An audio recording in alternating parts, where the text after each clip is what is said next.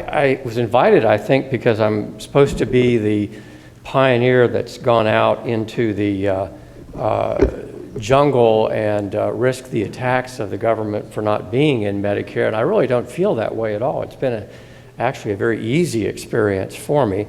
I'm putting this up as an anti-competitive. This is required in ophthalmology because telling other ophthalmologists that they might want to drop out of Medicare could be considered collusion, price fixing, which is odd to me considering Medicare is the one that does all the price fixing and we merely respond to it.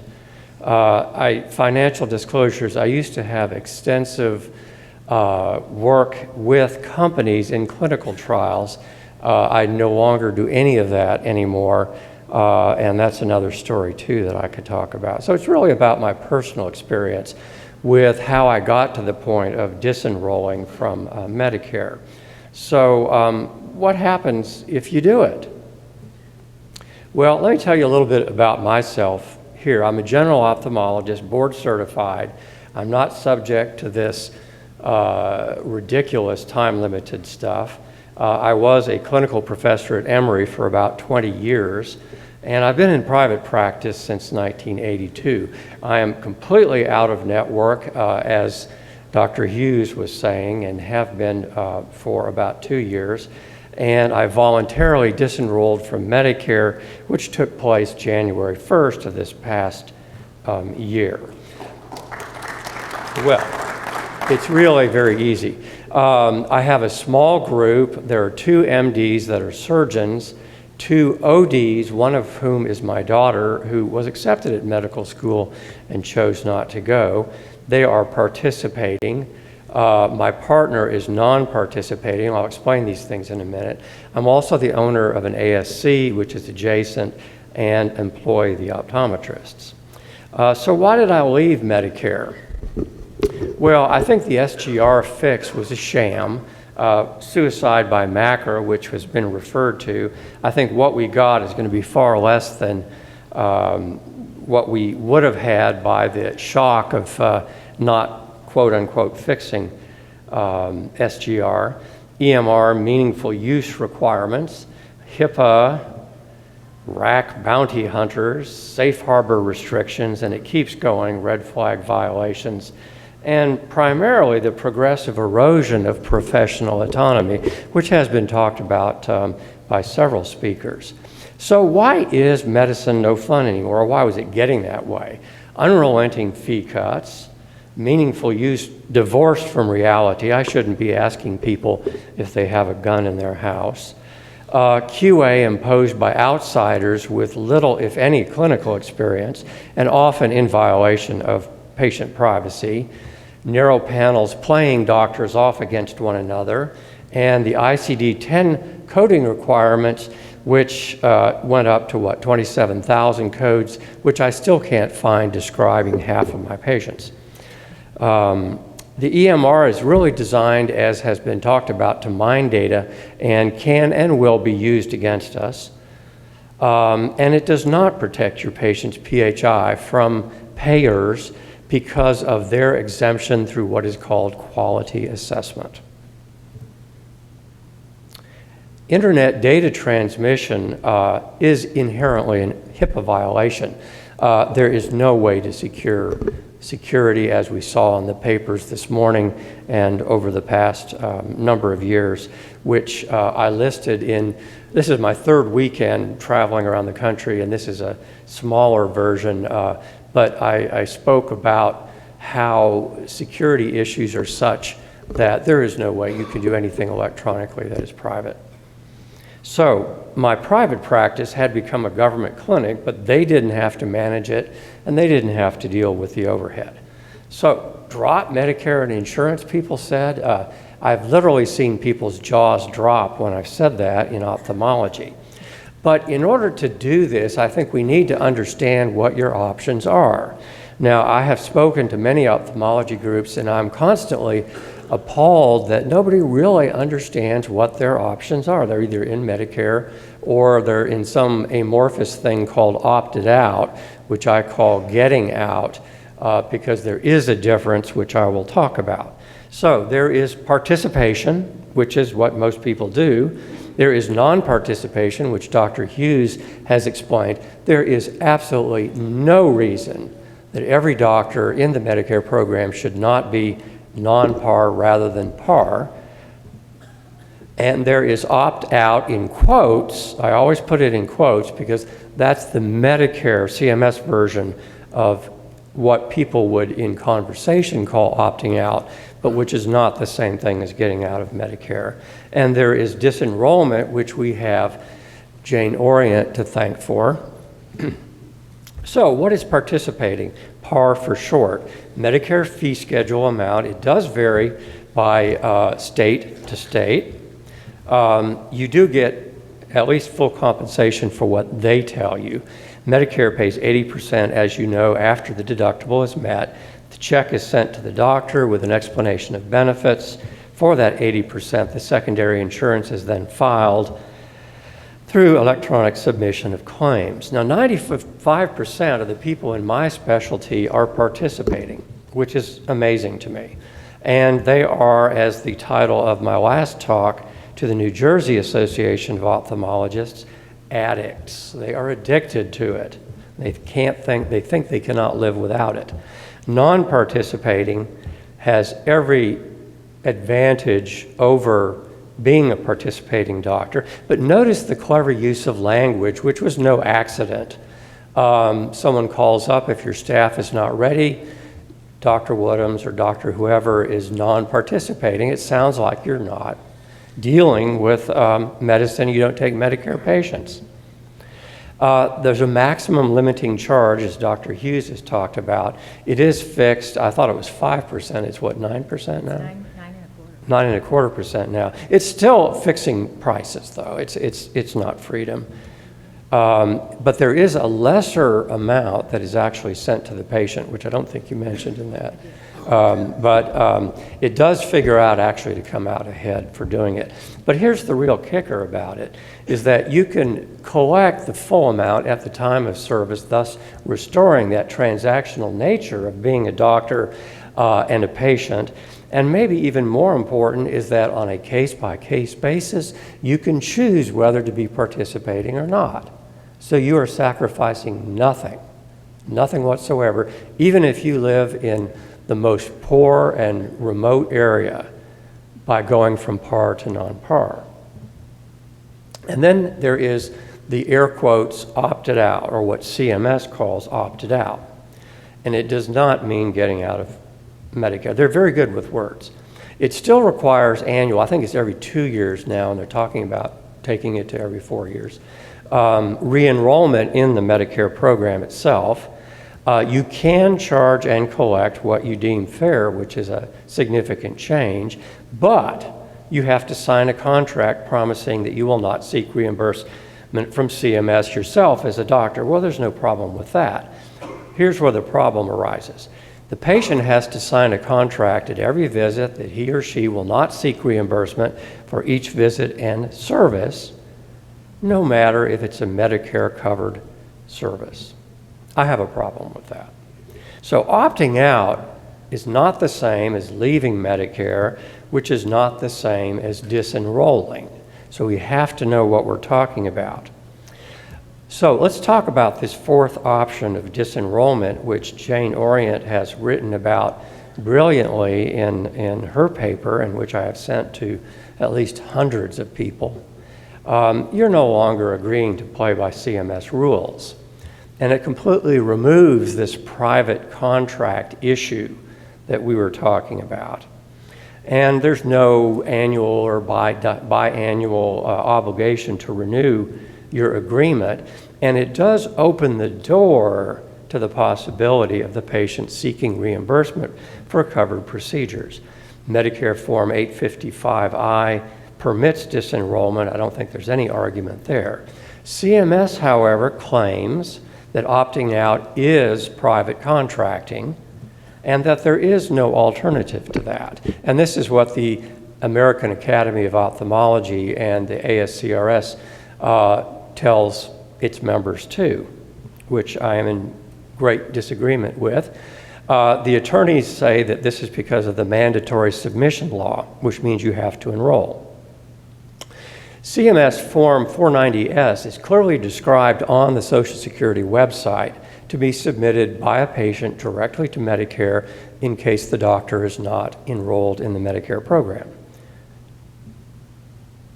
Here it is. Not enrolled in Medicare. I mean, it's very straightforward. Now, this is not how CMS interprets it. They interpret it to mean if you are treated by a doctor who's not enrolled because you were treated in Canada, or perhaps he wasn't a doctor, he was a physical therapist. That's how CMS chooses to interpret this. So, why did I disenroll rather than opt out?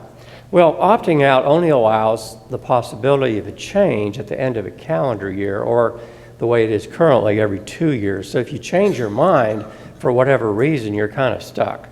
But mainly, it was because, to me, opting out imposes unfair, possibly illegal, and definitely unacceptable conditions for both doctor and patient.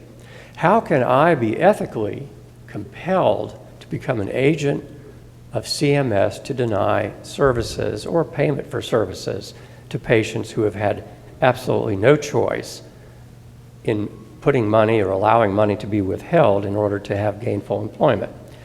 Patients were promised the ability, the right to choose their doctor, and I have a slide of that with LBJ signing it. But like so many things, it has been amended out of existence or out of recognition. CMS, however, never envisioned that a doctor would not want to be part of having access to that money. So, reimbursement amount sent to the patient is exactly the same amount as would have been sent to me as the doctor. They claim that for budgetary reasons, that can't be. It's ridiculous. CMS and the taxpayer is not one penny poorer whether that money goes to me or whether that money goes to the patient. Now, we know that Medicare is almost out of money. So I am not arguing that CMS should send me more money than they are for something. You send what you can afford to do. I understand that. Just send the same amount to the patient. The patient can also face the choice, as many of my patients do, between seeing the doctor of their choice or the doctor they've been going to for many, many years, or getting reimbursed something at least for that money, all that money that they've been paying into the program during their working years. So, disenrollment or non-enrollment? Well, as I say, CMS denies that it's a legitimate status, and although I have heard of and seen one threatening letter sent to a doctor who did this, it is extraordinarily rare. I've never seen more than one. According to the California Medical Association, who reviewed this, it is not a well-defined option under current law, and it will need litigation to establish its validity. So, does this mean you can't get out? The Center for Medicaid and Medicare Services, CMS, does have a private contracting guideline, and it's very punitive and very threatening, as these things tend to be. And yet many people, understandably perhaps, have chosen to opt out rather than disenroll. But the de facto result of that is that the patient has to surrender his Medicare reimbursement for a covered service.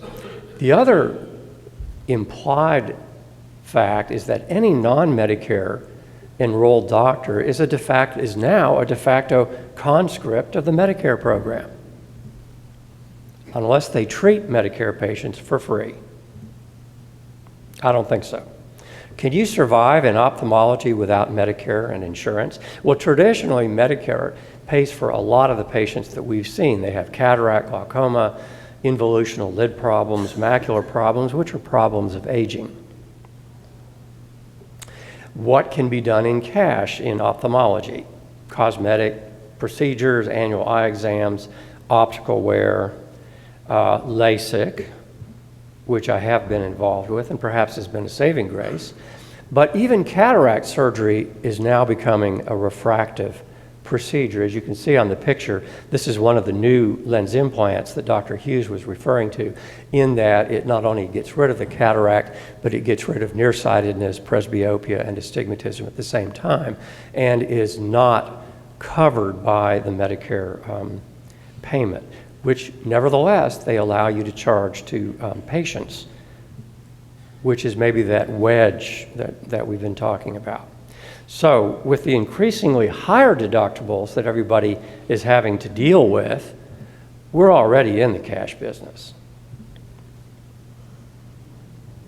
So I looked at this very carefully. I wanted to see what my revenues were. This is a 10-year difference between Medicare, third-party insurance, and cash. You can see tremendous differences, of course. These are questions that people ask me, well, what do I tell my patients? Well, really the same thing that we've tried to do all along, which is that we're in a service business and we're glad to make arrangements if this is going to be an issue, but we want to make them in advance. And we're happy to fill out forms and send them in for you, or better yet, give them to you to send in. Because honestly, there is nobody that's not an expert, and we have difficulty doing this ourselves. How can you possibly expect a patient to do it? So what happens if the patient fills this out, or we fill it out for them and they put it into an envelope? Well, like I say, it does help to know their political orientation. There are lots of people that I talk to that say, man, I'd love to see the federal government. You just let me know about it. So this is the response from the government. It says, in order to submit Medicare claims, the provider must enroll in the Medicare program, which is interesting. A letter that the provider refuses to bill Medicare, like I'm going to give them that. This is it. This is in the letter that the patient gets from the provider, from the state provider or the state intermediary for the Medicare program. So have I ever been sent a threatening letter from, well, CMS or anybody for that matter, for this? So we've seen, probably 30 or 40 of these 1490S forms that have been sent off. I've never received a thing, not once.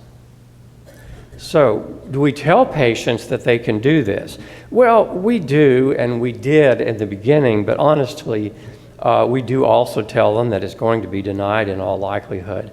And that most of the time we just have gotten to the point of saying that I'm really not accepting Medicare anymore, and that kind of obviates the whole circular rigmarole.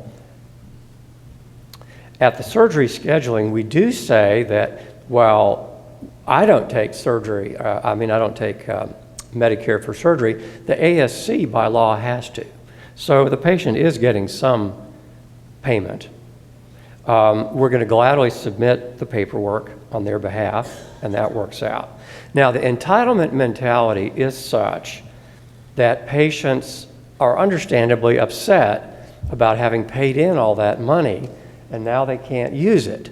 So oftentimes we will give them a discount on the cost of the surgery that happens to equal that 80% payment that Medicare would have sent me, which happens to be about $586. So the net amount of money out of their pocket, whether they use their Medicare or not, is the same. So how do patients react to this? Well, some get upset. Some can be given to other doctors in the practice. Some get angry. Most, though, tell me that, or tell my staff that they're resigned to the deterioration of insurance and Medicare, and it's not a surprise to them. So maybe this is what you all want to know, is so what happened to the business when we did this? Am I out on the street corner saying, we'll work for food, and not really at all. My own personal number of surgical procedures fell in cataract and IOLs 42%. That's quite a bit.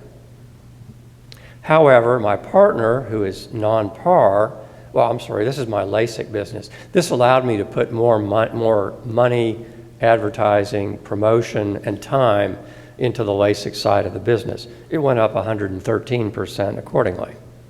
My partner, who is non-par Medicare, had his IOL, his cataract business, go up 24%. And this is December through this past August. This makes it look more than it is, but our overall revenues for the entire practice actually went up slightly, 1.4%. We did not lose money. Now, what about the truly poor people that come in and may have nothing but Medicare, or sometimes not even that? Well, I'll do their surgery for free, and I do it every week. Usually the vendors will comp the supplies. They'll give us a free IOL. Would I ever re-enroll? Yeah, I would. I think if Obamacare is repealed, if the right to reimbursement by the patient is restored, I think that it would make it into a better system that I could live with. And how might that be achieved? Well, I think that all of the opted out doctors and the very few disenrolled doctors, if they allowed their patients to use the 1490S form, had it denied and collected it, it would be a wonderful basis for a class action suit against CMS. I think the best defense is a good offense, and I think this is the thing that we should proceed with. Another thing, it may be a moot point if Senator Tom Price, who some of you may know is an orthopedist, his patient empowerment bill, H.R. 1140, is ever passed into law. In any case, this has been my experience, and thank you for your attention.